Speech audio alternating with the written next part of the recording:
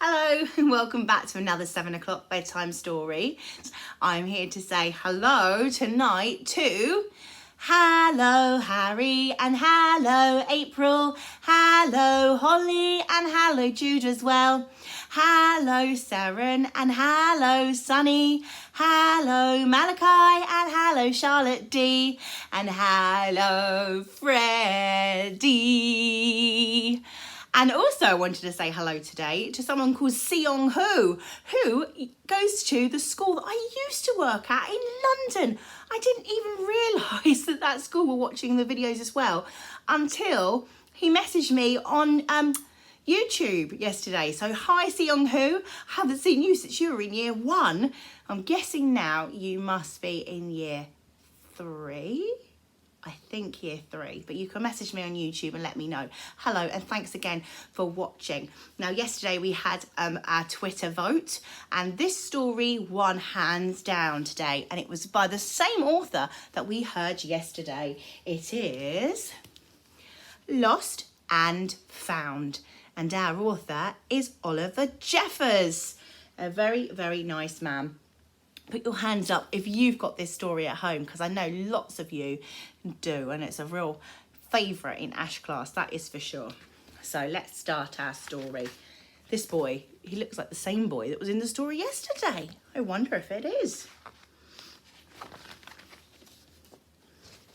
Once there was a boy, and one day he found a penguin at his door. There he is. Oh my goodness. I wonder what you would say if one day a penguin turned up to your door. I think I would be very excited. The boy didn't know where it had come from, but it began to follow him everywhere. Can you see there? He's scratching his head like, why on earth is this penguin following me? The penguin looked sad, and the boy thought that it must be lost. So the boy decided to help the penguin to find its way home. He checked in at the Lost and Found office, but no one was missing a penguin. Maybe he thought somebody had lost it. He asked some birds if they knew where the penguin had come from, but they just ignored him. Some birds can be like that. Do you think the birds understood what he was asking them?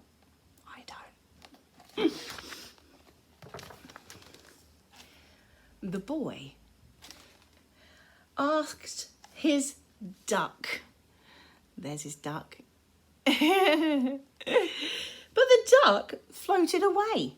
He didn't know. Do you think the duck's going to understand? I don't. That night, the boy couldn't sleep.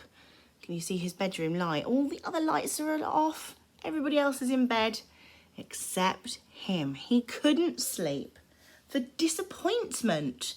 I wonder what that means, disappointment.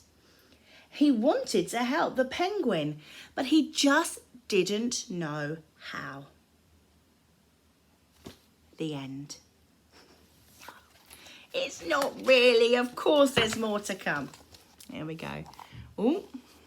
Can you see because of the light? The next morning, he discovered that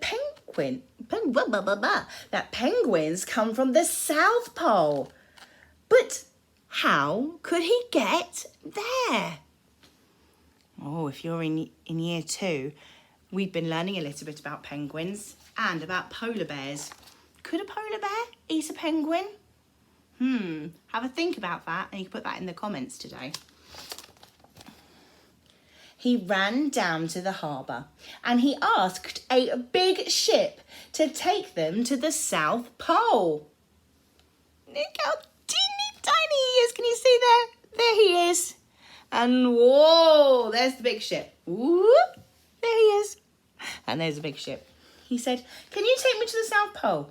But his voice was so small, it couldn't be heard over the ship's horn.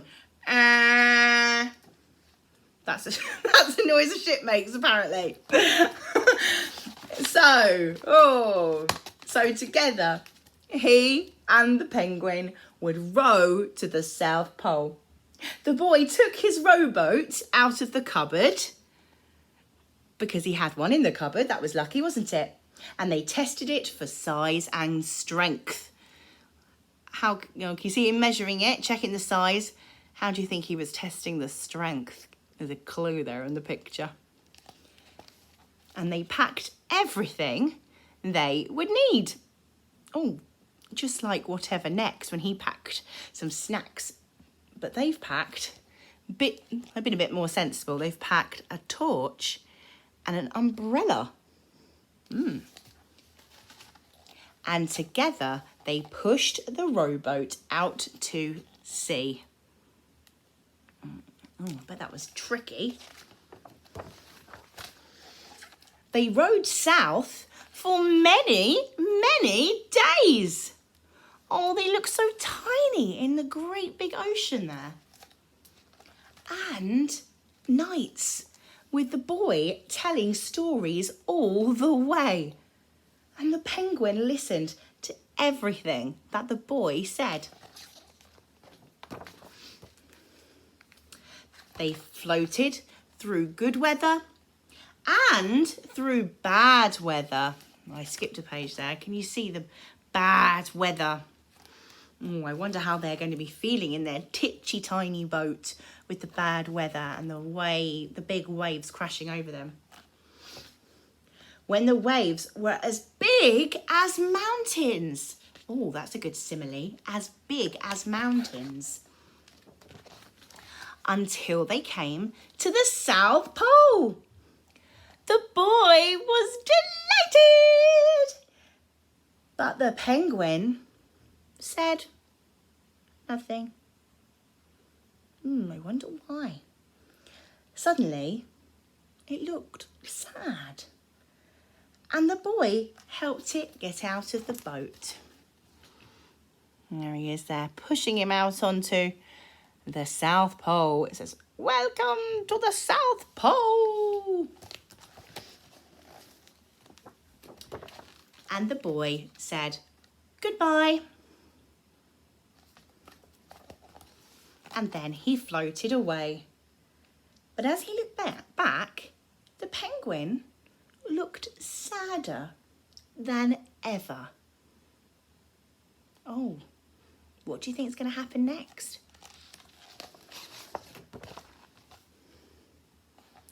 It felt strange to be on his own. And the more that he thought, the more he realised he was making a big mistake.